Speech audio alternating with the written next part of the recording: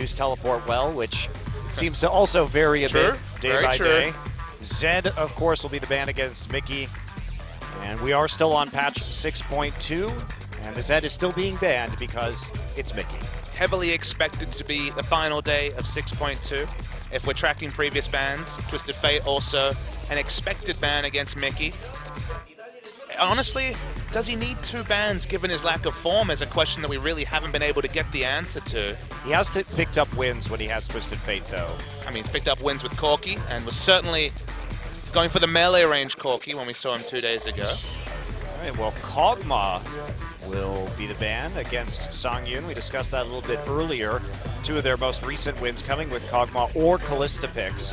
Feels like we've been spoiled by an extra week on 6.2. A champion like Kog'Maw, who we know will skyrocket in pick ban priority in 6.3. The last time we cast 2 days ago was actually picked or banned in all the matches that day. So feels like just an extra time on 6.2, people are realizing that Kog'Maw, okay, doesn't have all his stats loaded onto one ability like he will in 6.3, but it's still very powerful, specifically in pushing. We did see a Juggernaut-esque comp, but then we saw just a normal comp with 80 carry Kog'Maw, and just his ability to take down those turrets with that amazing attack speed was on full display.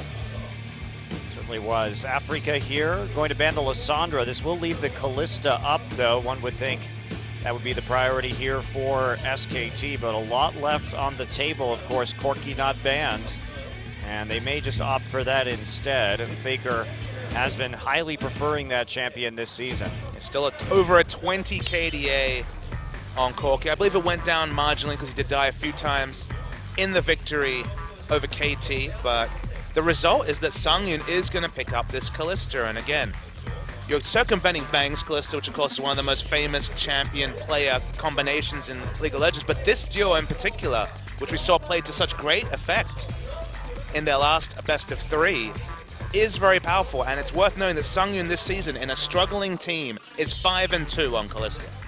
Yeah, he is, and that's been their major threat. I think if there's one thing you don't hand over to this Afreeca team, of course the Zed has been that priority, but the Twisted Fate is up on red side still for Afreeca, so we could see that, but obviously Faker very confident in the Corki matchup. And it's Bengi on Graves. Once again. I watched this at home and smiled to see the warding Graves, the ward deletion Graves, but we got a little bit ahead of ourselves actually. Lulu is picked, so likely that Corki will be headed over to Bang instead.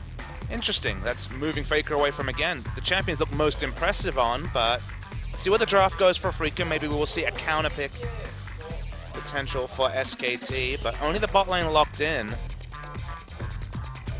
Are we going to see the last pick left for Mickey and just the comfort for Ixu? Because Poppy, again, there are some matchups that she struggles in. The Trundle matchup's decent into her.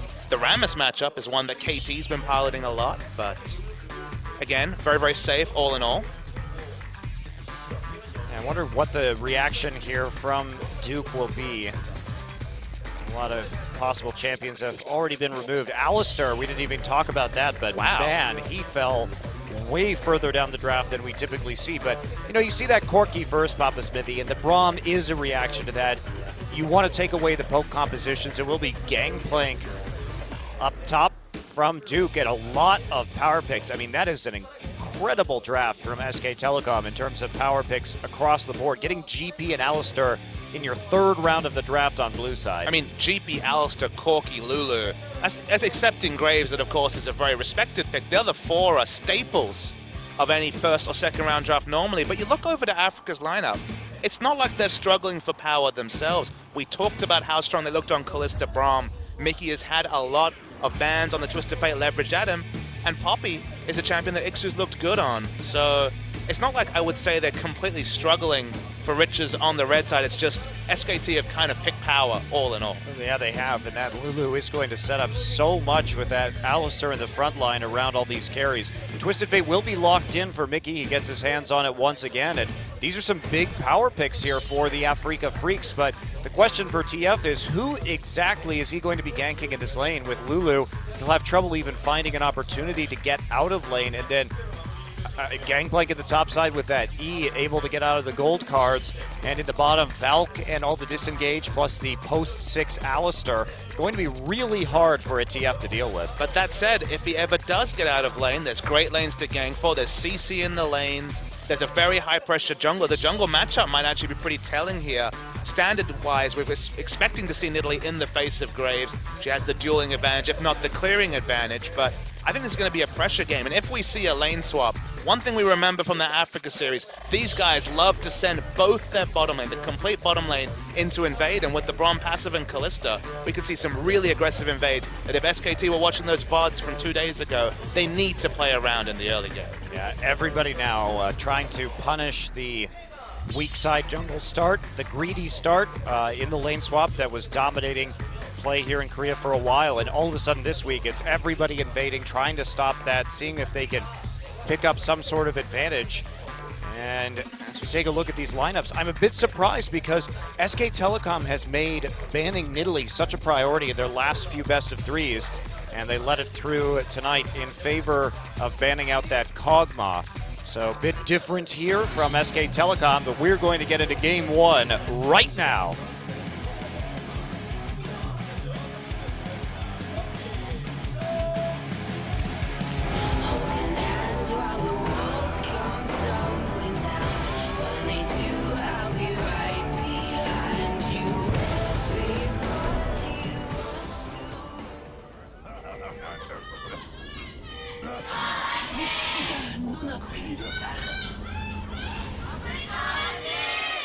SK Telecom T1 versus the Afreeca Freecs. We are going to be concluding the first round robin for both of these teams tonight. And then we will head into the second round robin in a couple weeks' time. Winding down.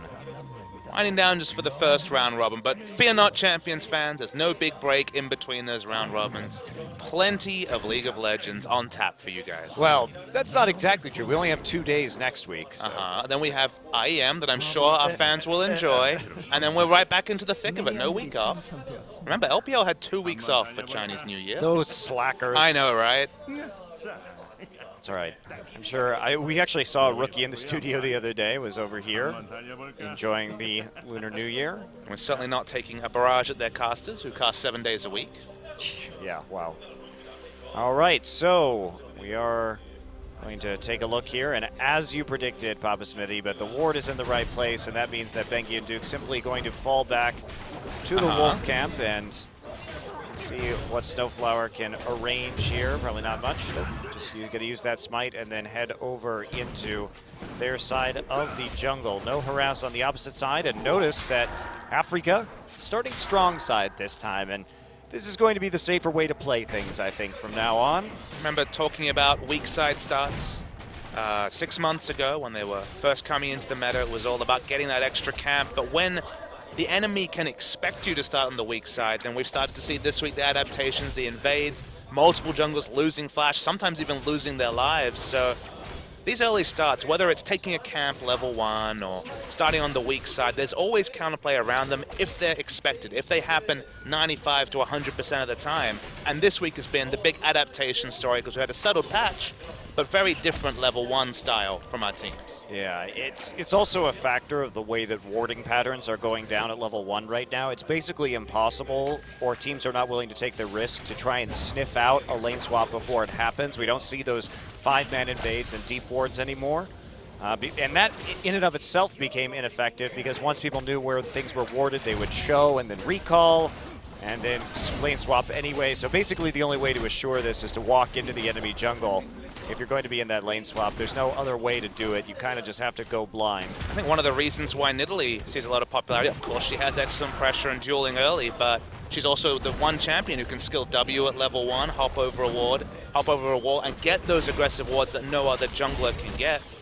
So, one of the many reasons, the litany you might say, along with the likes of Runic Echo, made she a super viable pick. And it seems like SKT just didn't respect Lyra picking up the Nidalee. Of course, they took away the Graves that was something that Lyra was looking excellent on 2 days ago, but they didn't, as you mentioned, ban the Nidalee. And it feels like whenever they sniff a Nidalee player as well, Just a solo kill right there. Didn't even have a chance to really talk about that. Mickey with the flash ignite all in onto Faker. And that Mickey very happy about that one. Faker's going to go back. He had a potion in his inventory, but double Doran's ring. And Mickey he knows certain champions very well, such as Zed and Twisted Fate, and this is why they are banned against him nearly every single game. I mean, the only thing we can talk about is that Mickey has Ignite, much like Apto was a big proponent of in solo queue. Watching here, Faker's sitting at what, about 350 health, and dies. Well, the Thunderlord's proc comes through on that last auto attack, too. That was intense. Yeah. Faker just not respecting the amount of damage that this Twisted Fate can do, but in the lane swap such a scenario, we actually did get something quite interesting. So Duke, during that time period, got the wave in bottom lane pushed all the way to the tier 2. Meanwhile, Bang and Wolf were there just a little bit faster to collect some of this CS. So Kalista now on the bottom side of the map, not doing a whole lot. And Poppy may be the victim of a dive right here. She is still in the top side, and there's no defense quite yet. So SK Telecom tried to make this play early.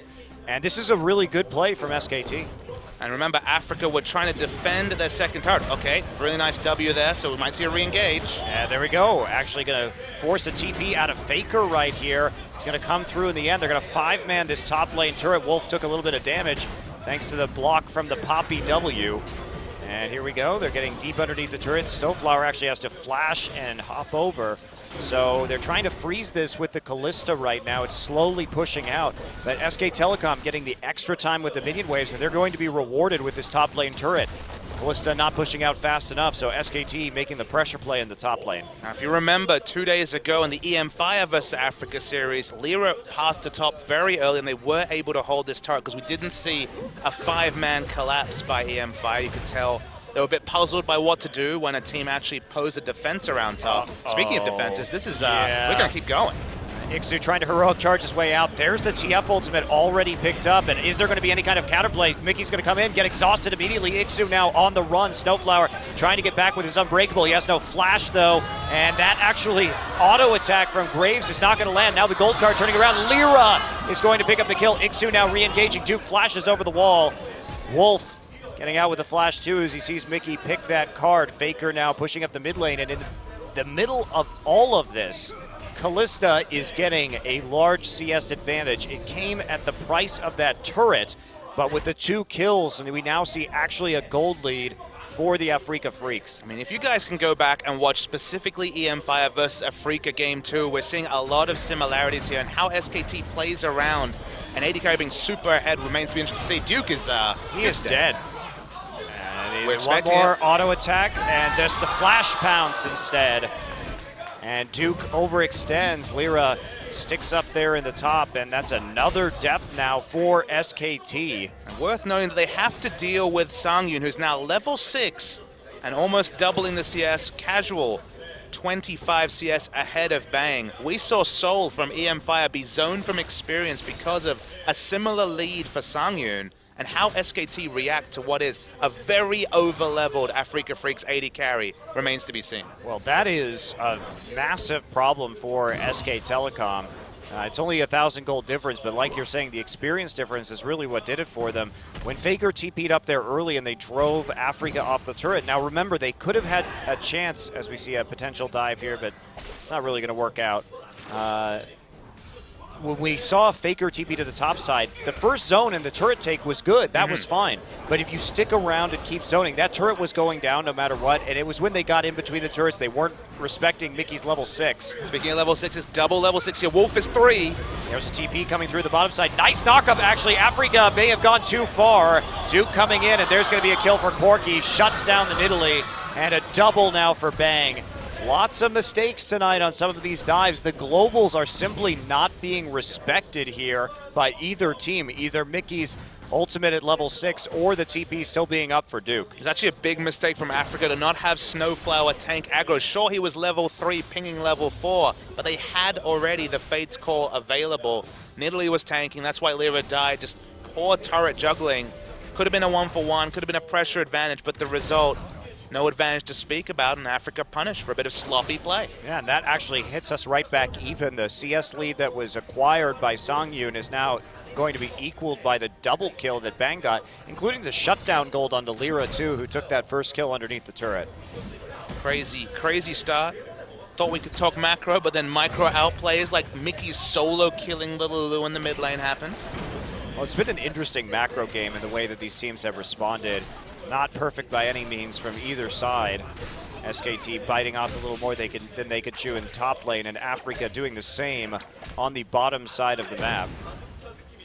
Coming back to the summoner spell choice, I outlined it briefly, but there's an excellent video, subtitle video from Apto about Twisted Fate mid play. He is a very big proponent of Ignite just for securing those first Destiny ganks. You talked about the fact that a lot of downside. Lulu, of course, can push up the Twisted Fate if he ever leaves lane. You have to make them count.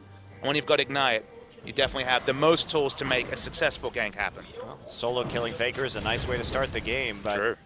The advantage has dwindled and headed back over towards SKT, but here we go. Ixu going to come in for the TP, and there's the other part of the gank with Mickey. Bang just trying to loop around the side, get under his turret. He's going to get hit by a red card, dodge one, but he is going to be dead. Poppy ultimate knocks him up, and there we go, actually gets away, and the fadeaway spear. Couldn't dodge that one. Looks like he was paying attention to whether Ixu was going to die in the GP ult and not looking at his model, because that was a very dodgeable spear. And Mickey going for the damage red card, not the full damage of the blue, and it's just a mistake. Should have been a gold card there. That's what led to what should have been safety for Bang, but as you mentioned, bit too cute on the exit, dies as well. Really sloppy start. There's 8 kills in this game. We've seen 8 kills at 40 minutes, but we've got 8 kills in the first 10. Yeah. Well, Afreeca just trying to play aggressively right now, and Mickey has made these ganks work. He's already been a part of 4 kills so far this game. Lyra is now 5-1 after that last spear. But yes, Bang definitely was not looking at Corki at that point in time, because that was a very long and very dodgeable spear on his behalf. He was paying attention to the GP ult. Let's talk about... And that's a major trap. You never pay attention to your team's GP ult, Pop Smithy. Especially if you're playing Gangplank in the top lane, don't you dare look and see what happens when you cast it. Chuck it down in the right spot and hope for the best. Yep. I know I just watched the kill information, just wait for my picture to show up. I'm like, there it is. Yep, got it that time. All right, being distracted by things on the other side of the map can certainly be a high cost. But one thing I wanted to mention, when you do see the Ignite TF, remember they're against double teleport on the side of SKT. When you do see the Poppy versus Gangplank matchup, there's definitely a time in this game where SKT, I think, are going to power ahead in terms of 5v5, going to power ahead in terms of team comps. So you have to make use of things like this Ignite. If you go teleport Twisted Fate, I think you have more room to make some areas have a quieter early game. But if you go that Ignite, the snowball needs to start early, and credit to Mickey, he's done that. Well, has he done enough, though? Because Faker has been farming in the mid lane, and so started to close the gap just a little bit, and got some issues when it comes to this global gold, too. It's not really in a great place right now for Afreeca, but it's only 12 minutes into the game, so they have more opportunities to turn this around, that's for sure. Faker may be building a Sheen next, actually, and going for the... He's probably just going to go Lich Bane and try and split push against TF. It's actually what he did in the loss against Rocks Tigers a few days ago. He was prioritizing second item Lich Bane. We've seen a bit more of that. Not going for the big AP values to increase the shielding and the heal from the ult, but rather just looking to be a bit more burst damage, get a pick with the mid lane Lulu. Well, also, when you're trying to match the TF, that's fair. Having a true global with that teleport, you'll be able to push those turrets much faster. And they have enough wave clear between the Corki and the Graves for a 1-3-1 with the GP as well. So this is looking decent so far for SKT, and that's a weird Gangplank ultimate, but I guess they're going to take this fight, actually flashing forward for that. They get one flash from Lyra and one from Ixu in return. Duke is not done. He's going to knock Alistar away, but he's still trying to pursue this. Those barrels not doing enough damage, though.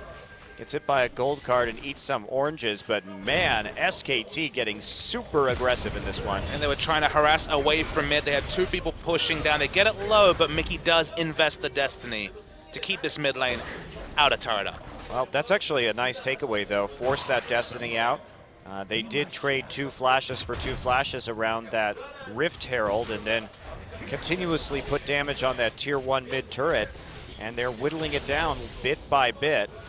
And now Mickey doesn't have that destiny for a gank, so they'll feel much safer pushing forward on the map. And kind of the good thing I'm taking away from just the first 15 minutes or so here from SKT is this is certainly pressure being applied in the early game, something that was entirely absent in Game 1, something they corrected to some degree in Game 2 before being snowballed away, particularly by Captain Jack's Callista. But they are applying enough pressure, and the moment that Flash, Ignite, Twisted Fate has to use Destiny defensively in the early game, you're relieving just so much pressure from your lanes and from just the jungle matchup as well.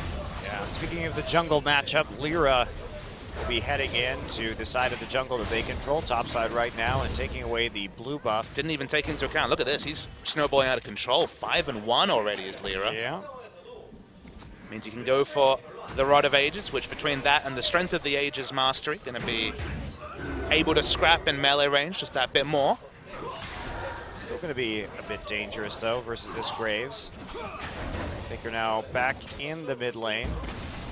Took a look over in the enemy jungle on the bottom side, but not finding a blue buff. Mickey now close to getting the Destiny back available once more, and able to try and make another gank here. Faker has the Sheen, so we'll be working on that Lich Bane. Mickey with the Lich Bane first. He is very scary when it comes to ganks, and split pushing already.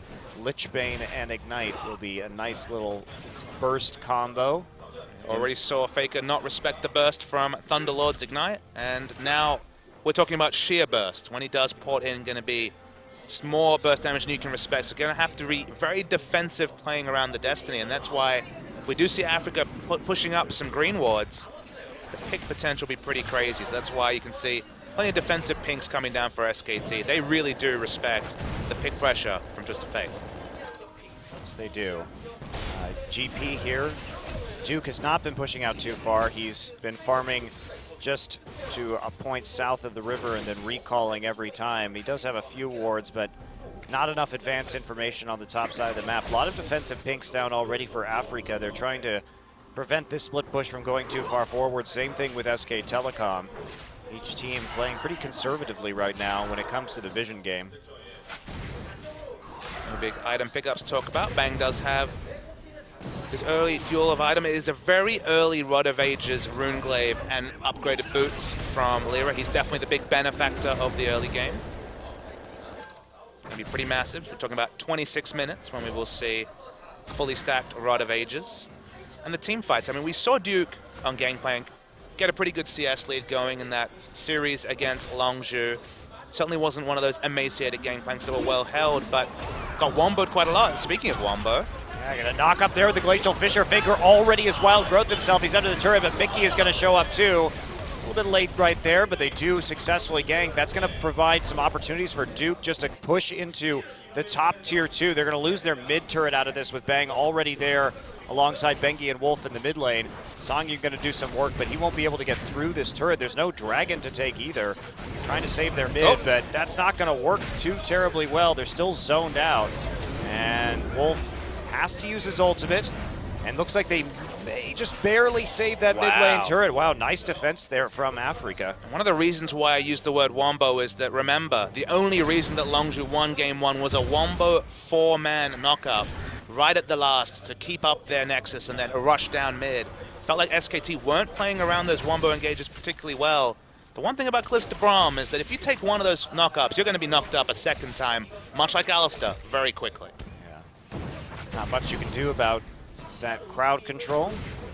So, Duke did some work on the top lane, and at the end of that, it was just a kill. Afreeca get another kill right there. It is onto Lyra again, which is a bit unfortunate. At this point, maybe diminishing returns very much being hit. Okay, the Snowball Rod of Ages feels good, but it feels like any item pickup for an Italy after that doesn't have to be on the same sort of timer. Just thinking about Wombo, remember they've got Poppy as well, so we could see some impressive, if Songyun keeps up the farm, remember only 0-0 and 2, but doing just fine. There could be some really big Callista Ren sets here if we do see the triple knockup that is potential from the Afreeca lineup. I just don't think SKT is going to be playing that game. They continue to split push here. and refused to take the big team fights early on. Still 7 kills over, but in spite of a 5-kill advantage, only about 1,800 gold. The edge for the Afreeca Freecs. They are behind in that tower, and it's holding them back just a little bit. They haven't been able to start dragon stacking either, so less of those guaranteed objectives that SKT will have to fight around. But this is second dragon just spawning. Poppy in the top side. Duke has no teleport, so this isn't really an option to engage. In fact, the Poppy's going to TP. Is he actually going to complete this? No, very intelligently deciding that perhaps he does not want to. TP in right there, but that's a nice just summoner to get down, and they're going to take the mid turret in exchange for the drag. It was looking like a flank and a dragon, but ends up just being a safe dragon. So you take that, so probably a good investment, but it does mean this awkward spot where in about 20 seconds time, double teleport compared to just the Destiny available from Afreeca in terms of map movement. Let's see if SKT can use that window effectively. Yeah, they should be using it to get some deep vision in at the very least. Not much else to take for them right now. And a little bit too early with this composition to truly start threatening Baron when it spawns in just a few seconds. What they have managed to do, SKT, deep vision, no, but look at their defensive vision. Their defensive pinks, they have 4 pinks towards the middle of the map. Basically, it is impossible for Afreeca to push up with the split push. And who does that hurt more than Flash, Ignite, Destiny, Mickey here on the Twisted Fate? He cannot overextend down the lane and look for those Lichbane auto attacks onto turrets. Doesn't have a build for team fights with no Zonias just yet. So it's actually Mickey that's being most held by the lack of ability to put down aggressive vision for Afreeca. Yeah, and now they've got 2 long lanes, or 3 long lanes rather, to deal with, while 2 tier 1s remain standing for SK Telecom, and this is where it gets really difficult to play TF. He's got the Lichbane, but they probably need to switch TF down into bottom side if they can, and keep Songyun in the mid lane. So changing up lane assignments going to be relatively important here for the Afreeca Freecs to maintain their advantage. Can't really gank this though. Duke gonna pop his ultimate. There's one of the TPs coming through. Ixu's got a long way to run, and he's not gonna hit that ultimate actually, and that's just gonna be him dying. Nothing to be done as Faker TP's in and gets the slow. There was nowhere to run, and he didn't even have wards in his own jungle right there, so bit of a mistake from Ixu, pushing way too far down the lane. And the punish is going to be palpable. They're already hitting over with this Lichbane Lulu into the inner turret. I think there's no way for Afreeca to respond to this. Corki showing up in mid at the right time means they can't even trade an inner for an outer. And wow, SKT, big power play from them at 20 minutes. Yeah, they will take the gold lead with that, and that's been the story. Sure, Afreeca picked up some ganks, but SKT's just been outplaying them on the map. Their rotations and objective control have been significantly better. I mean, the best way to illustrate that to viewers, we see SKT chasing again.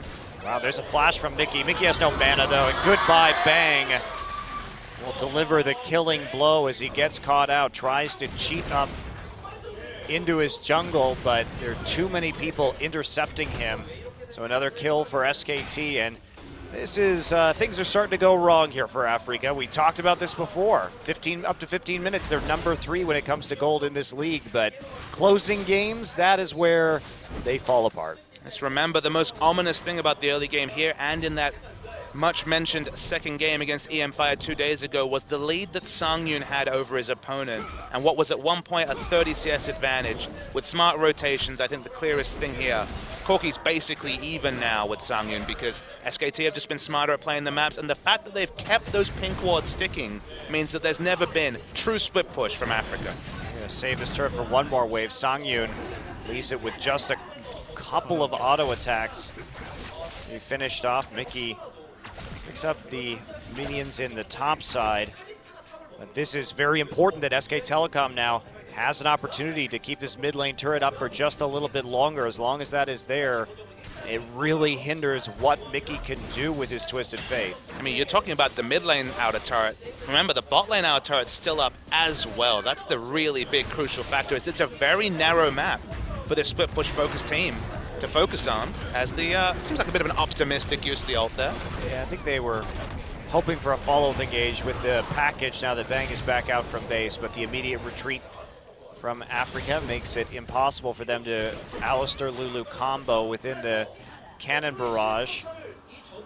Feels like SKT are playing in long lanes and Afreeca are playing in short ones. And when you have the split push, Lich Bane, Twisted Fate, you want to be playing in the long lanes. You want to be hitting these inner turrets. But again, the vision strangulation defensive-wise by SKT means that what looked at 10 minutes ago like a potential snowball point for Afreeca has largely gone. And then we're getting closer and closer into opting into a 5v5 team fighting phase with Nidalee, Twisted Fate. And that's not a good time for Afreeca.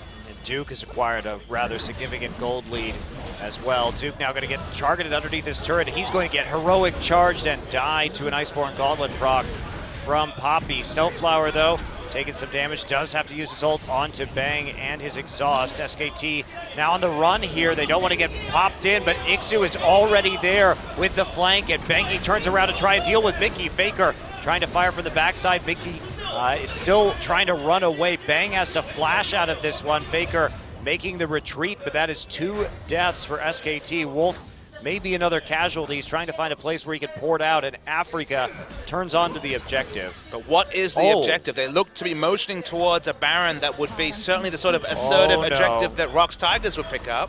Duke is up in 4 seconds and has teleport. Faker's teleport about 20 seconds away. They're going for it. Faker has HP, though. Here comes Duke into his own jungle. Mickey's out of mana. Doesn't have mana. Has drawn a gold card, so that's not going to help him.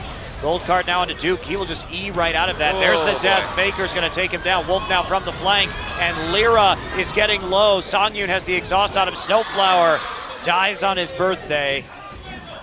Happy birthday, Snowflower. Shooting gallery for SKT. Money is not done. The cannon barrage comes through. Ixu tries to get out, and he will sprint to safety, or so it seems. Faker now bottling them up underneath the turret. Here comes the flank. 1 kill for Faker. Shut down gold. Songyun gets knocked up, and just a disastrous Baron for Afreeca.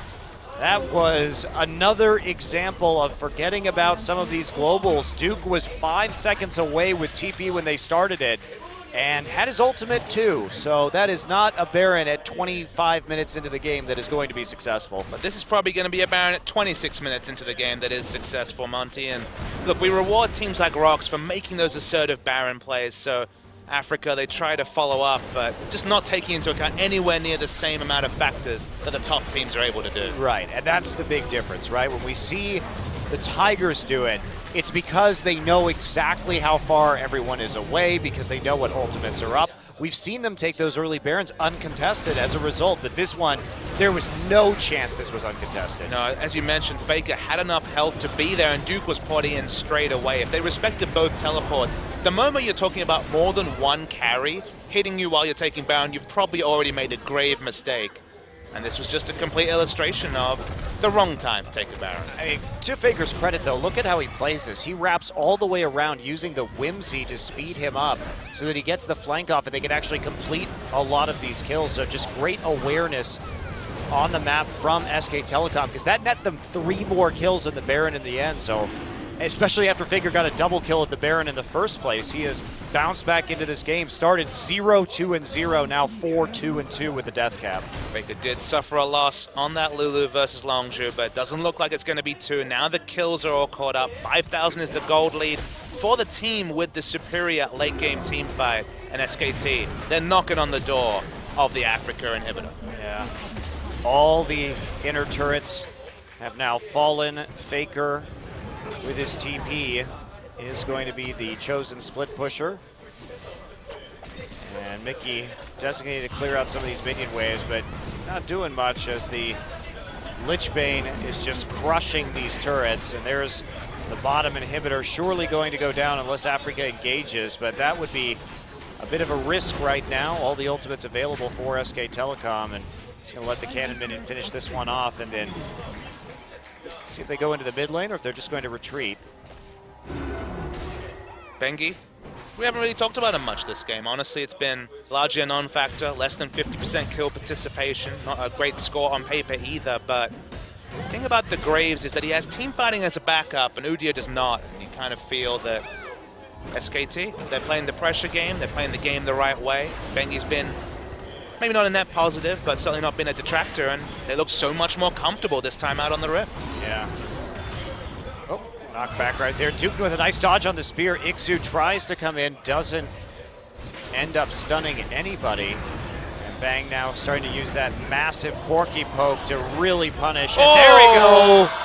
Bengi makes his presence known with the collateral damage for the first kill onto Snowflower.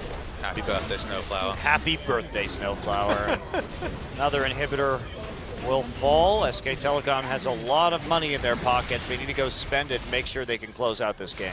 Looking very, very likely. This has been a return to the SKT of form, the SKT of yore, the SKT that we've seen in fits and spurts, but certainly with no reliability in 2016. Besides that mistake on overplaying in the top lane in the beginning, SK Telecom has just looked very much in control. Even when they have members dying, they've controlled the pace and the tempo of this game. They forced out some very nice destinies from Mickey so that he can't make plays on the map. And they've just been 100% in control ever since that failed dive. So. It is worth noting that for a team like SKT, their early mistakes this game were pretty glaring. We're talking about solo killing the Lulu in the mid lane. We're talking about a second bad rotation. You can't make two mistakes of that magnitude against top teams. And Afreeca, they punished them well for 10 minutes, but as you mentioned, SKT really brought it back after that. Yeah, they have done what has been necessary to continue to apply the pressure and just snowball off of turrets, basically.